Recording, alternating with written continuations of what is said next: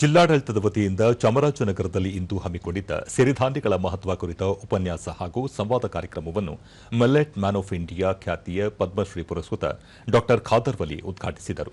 ಈ ವೇಳೆ ಕನಿಷ್ಠ ವೇತನ ಆಯೋಗದ ಮಾಜಿ ಸದಸ್ಯ ಉಮೇಶ್, ಮುಖಂಡ ರೇವಣ ಆರಾಧ್ಯ, ಉಷಾ ಖಾದರ್ ಮತ್ತಿತರರು ಕಾರ್ಯಕ್ರಮದಲ್ಲಿ ಉಪಸ್ಥಿತರಿದ್ದರು.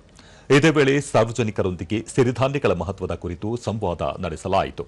ಇದೇ ಸಂದರ್ಭದಲ್ಲಿ ಸಾರ್ವಜನಿಕರು ಡಾ ಖಾದರ್ ವಲಿ ಅವರೊಂದಿಗೆ ತಮ್ಮ ಅಭಿಪ್ರಾಯ ಹಂಚಿಕೊಂಡರು.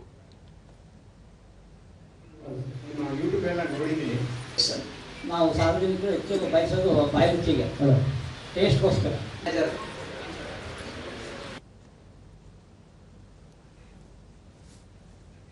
ಬಳಿಕ ದೂರದರ್ಶನದೊಂದಿಗೆ ಡಾ ಖಾದರ್ ವಲಿ ಆಹಾರ ಆರೋಗ್ಯದ ಮೂಲ, ಮನುಷ್ಯ ಆಧುನಿಕ ಆಹಾರ ಪದ್ಧತಿಯ ಭರಾಟೆಯಲ್ಲಿ ಸಿಲುಕಿದ್ದು ಇದರಿಂದ ಮಕ್ಕಳು ಸೇರಿದಂತೆ ಕ್ಯಾನ್ಸರ್ ಮಾತ್ರವಲ್ಲದೆ ವಿವಿಧ ಮಾರಕ ರೋಗಗಳಿಗೆ ತುತ್ತಾಗುತ್ತಿದ್ದಾರೆ.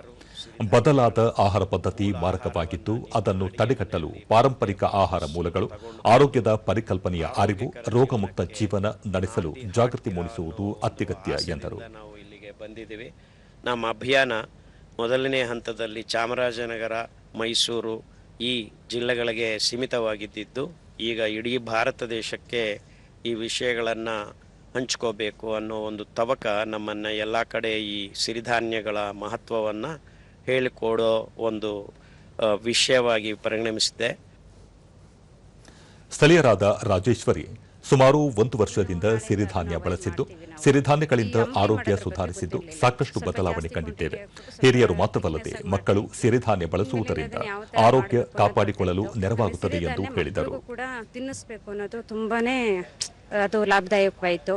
ಮಕ್ಕಳು ಜಾಸ್ತಿ ಅದನ್ನ ಇಷ್ಟಪಡಲ್ಲ, ಟೇಸ್ಟ್ ಕೇಳ್ತಾರೆ. ಇದನ್ನು ಸ್ವಲ್ಪ ನಾವು ಅವ್ರಿಗೆ ಮನವರಿಕೆ ಮಾಡಿ ಅದನ್ನು ತಿನ್ನಿಸ್ಬೋದು. ತಿನ್ನಿ, ನಿಮಗೆ ತುಂಬಾನೇ ಬೆನಿಫಿಟ್ ಇದೆ ಮುಂದೆ ಫ್ಯೂಚರ್ಗೆ. ಮತ್ತೊಬ್ಬ ಸ್ಥಳೀಯ ನಿವಾಸಿ ಶಿವಪ್ರಸಾದ್ ತಾವು ಸಿರಿಧಾನ್ಯ ಬಳಸುತ್ತಿದ್ದು ಆರೋಗ್ಯದಲ್ಲಿ ಸುಧಾರಣೆ ಕಂಡಿದ್ದೇವೆ.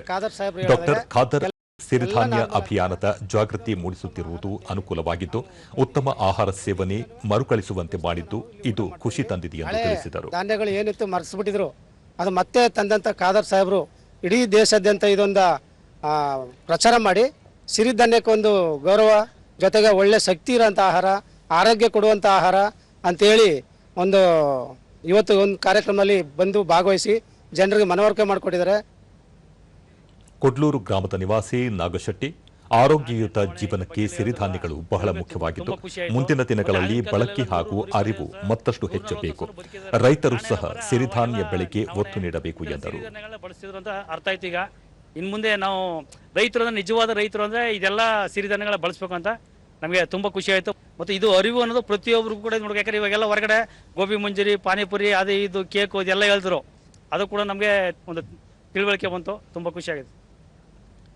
ಸಂವಾದದಲ್ಲಿ ದ್ವಿದಳ ಧಾನ್ಯಗಳು, ಕಾಳು, ಸೊಪ್ಪು, ತರಕಾರಿ ಬಳಕೆ, ಸಾಮೆ, ನವಣೆ, ಸಜ್ಜೆ, ಕೊರಲೆ, ಬರಗು, ಊದಲು ಸೇರಿದಂತೆ ಸಿರಿಧಾನ್ಯಗಳಿಂದ ತಯಾರಿಸಿದ್ದ ಆಹಾರ ಪ್ರದರ್ಶನ ಮತ್ತು ಮಾರಾಟಕ್ಕೆ ವ್ಯವಸ್ಥೆ ಮಾಡಲಾಗಿತ್ತು.